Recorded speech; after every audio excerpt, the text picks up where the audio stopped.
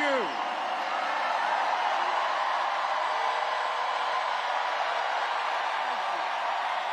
Thank you.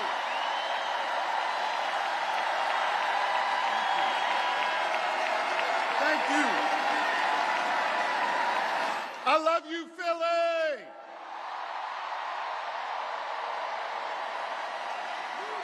And you know what else I love? I love being your governor. Thank you very much.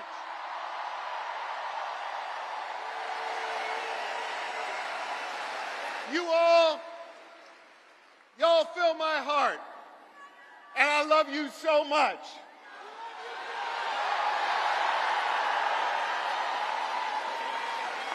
And I want you to know, every single day I go to work for you. I put my shoulder to the wheel, and I focus on 3 simple letters in our alphabet: GSD. I focus on getting shit done for all of you.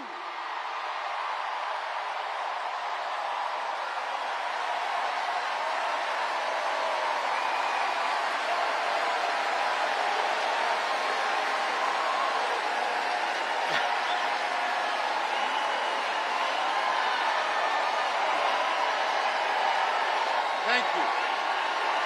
Thank you. Thank you.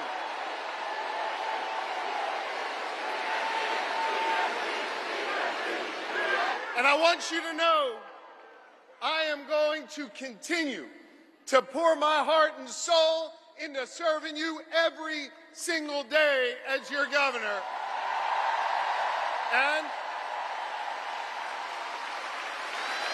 And I'm going to be working my tail off to make sure we make Kamala Harris and Tim Walz the next leaders of the United States of America. That's right. Let me tell you about my friend Kamala Harris, someone I've been friends with for 2 decades. She is courtroom tough. She has a big heart. And she is battle-tested and ready to go.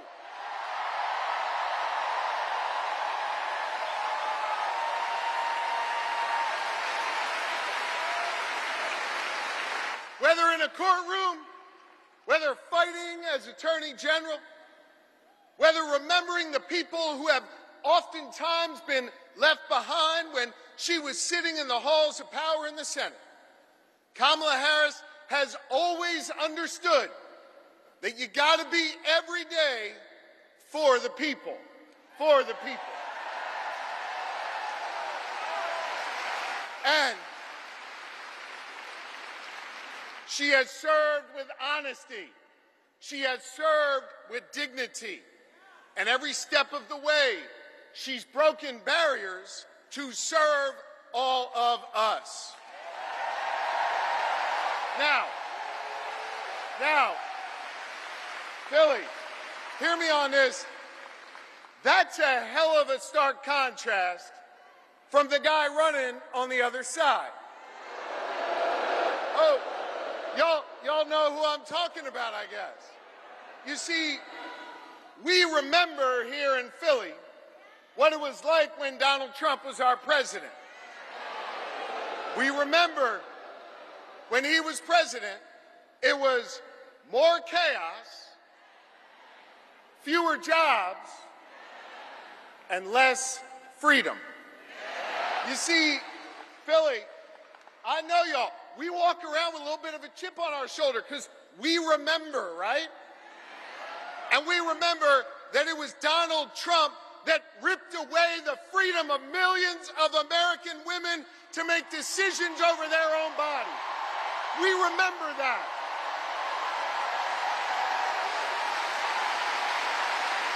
We remember that. We're not going back. We are not going back. You're right. Not going back. And here's the thing. We don't want to go back, but let's go back for a second and just remember. Let's just remember, because I think there's some folks out there that still have a little bit of brain fog, having a hard time remembering what it was like. Now listen, he brought all that chaos and limited our freedoms back when he was president, and let's be honest, didn't know what the hell he was doing. He didn't. But this is serious, gang. He knows what he's doing now. He does. And the Supreme Court that he packed, the Supreme Court that he has packed has ruled that he is above the law. He is outside of the law. And now he's got a clear plan. They all wrote it down in that whole Project 2025 thing. And they got a clear plan to take away more of our freedoms. They got a clear plan to use the Justice Department to go against our enemies. They got a clear plan to isolate us in the world. And let me tell you something, I ain't going back. I am not going back. I'm not. And neither do you want to go back. We are not going back.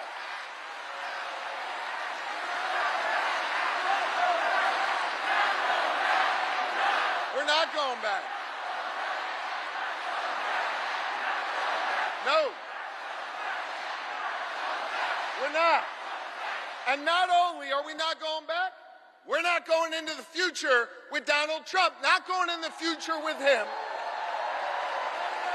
A guy who has made clear, he's told us what he wants to do, more chaos, less freedom. And yo, friends, it was Maya Angelou who said it. When they tell you who they are, yeah, I believe them, and I don't want to see that. And Donald Trump, well, he's now got a partner with him. Y'all see that guy? Yeah. J.D. Vance, he's not exactly off to a good start. I think we can all agree on that. But I think part of the reason why he's not off to a good start is this, and it's serious. He doesn't know who he is. And he's not being honest with himself, so he can't be honest with the American people. He can't.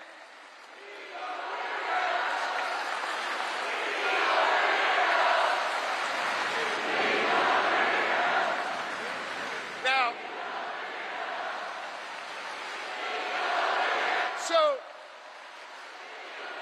so if I hear you right, and I think I do, you're chanting, he's a weirdo. Which means, man, I love you, Philly. Which means, if you're chanting, he's a weirdo, then you heard of my good friend and our next vice president, Tim Walz. Because Tim Walz, in his beautiful Midwestern plain-spoken way, he summed up J.D. Vance the best. He's a weirdo. And I want to talk about Tim Walz, because Philly, in a minute, he's going to come out here, and I want you to give him a whole lot of love. Tim Walz is a great man. Tim Walz is an outstanding governor. Tim Walz is a teacher. Tim Walz is a guardsman. Tim Walz is a great patriot.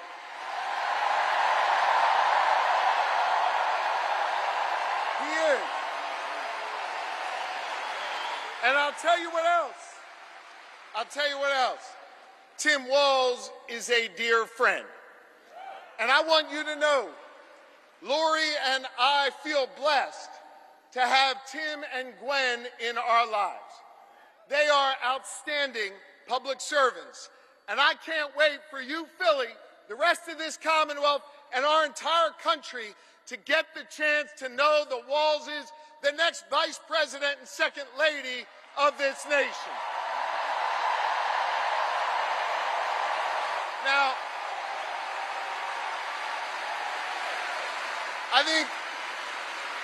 I think it is fitting and it is special that Kamala Harris and Tim Walz have chosen to launch their campaign right here in Philadelphia, in the city of brotherly love and sisterly affection.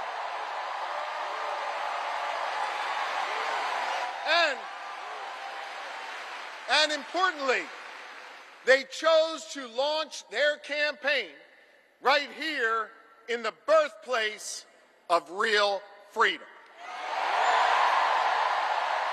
You know, the other side, Trump and his sycophants, let me tell you something.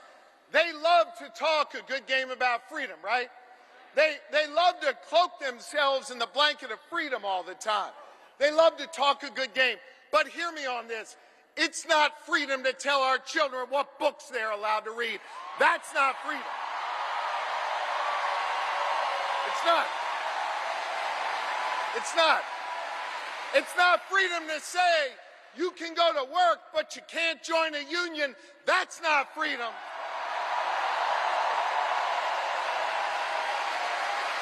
It's not freedom to tell women what they're allowed to do with their bodies. That's not freedom. It's not. It's not. It is not. No, it's not. It is not. And it won't be that way when Kamala Harris is our president. And it sure as hell isn't freedom to say you can go vote, but he's going to pick the winner. That is not freedom.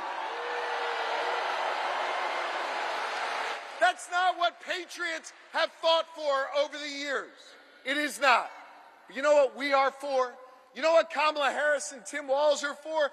They are for real freedom. They are. The kind of real freedom that comes when we look that young girl in North Philly in the eye and we invest in her public school because we believe in her.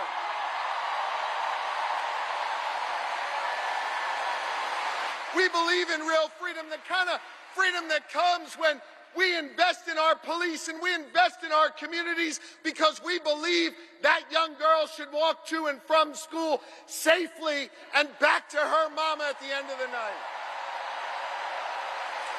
We believe in real freedom where the young girl can grow up and be whatever she wants. She can be a welder. She can go to college. She can be who she is. That is real freedom, and that is what we are fighting for.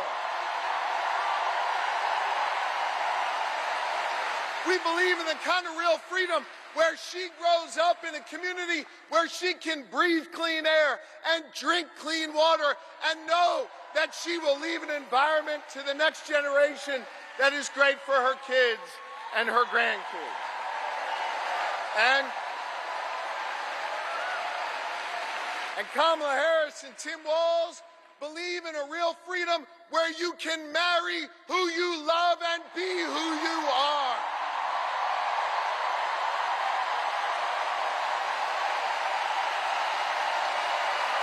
Now,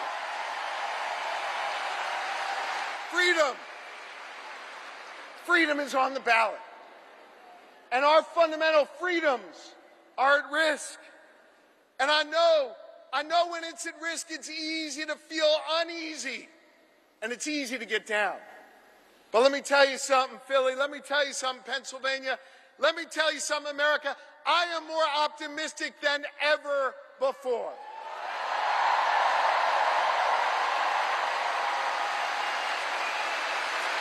And the reason I'm more optimistic than ever before is because of all of you. And because of what a band of patriots started here in our taverns, in our town squares, and at Independence Hall just a couple miles from here nearly 2.5 centuries ago. You see, They came together. They came together to declare our independence from a king, and we're not going back to a king.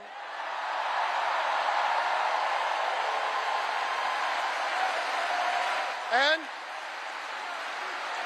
we're not going back.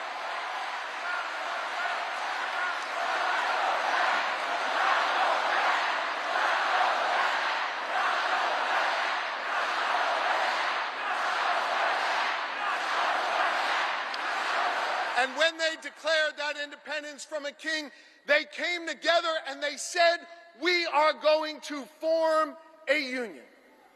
And over the last 248 years, the reason why I'm optimistic, the reason why I'm hopeful, is because as we've written this American story over the last 2.5 centuries, it's been ordinary Americans taking up the baton from those patriots and saying, we're going to do extraordinary things.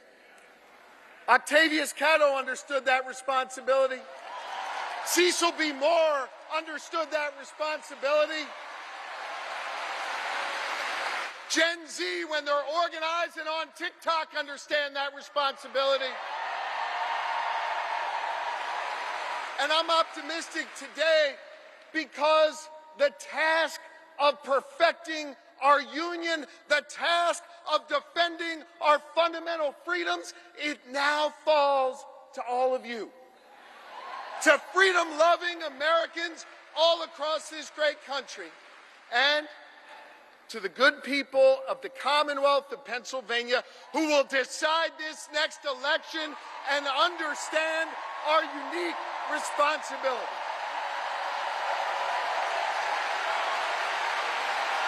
I love you too, and this is a moment where we all have to understand that while we'll see Kamala Harris and Tim Walz's names on the ballot, that this election isn't just about their names on this ballot. This election is about all of you. And whether or not you're willing to do this hard work to fight for our freedom, whether or not you're willing to do this hard work that started here 248 years ago.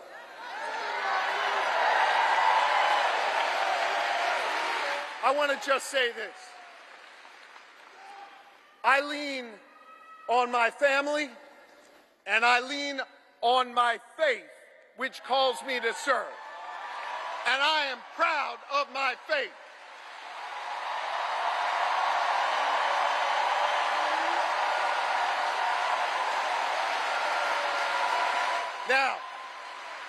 Now hear me. I'm not here to preach at y'all, but I want to tell you what my faith teaches me.